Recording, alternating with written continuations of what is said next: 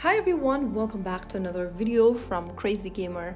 Today I'm gonna be guiding you through how to change your name in Lords Mobile. Changing your name in Lords Mobile is a great way to personalize your identity or start fresh. So in order to do that, first of all, launch the Lords Mobile application on your device and make sure that you're logged into the correct account. After you are, first of all, go to the top left corner and tap on your profile avatar. Here you will be able to see the nickname or no nickname option. Tap on the little feather icon right next to it. Now change your name in the text box and click on the confirm button. Your name will be immediately changed. It is also a quest that you'll need to complete.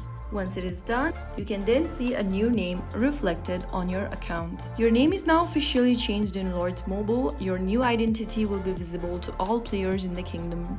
If you found the video helpful, don't forget to like, share and subscribe to the channel.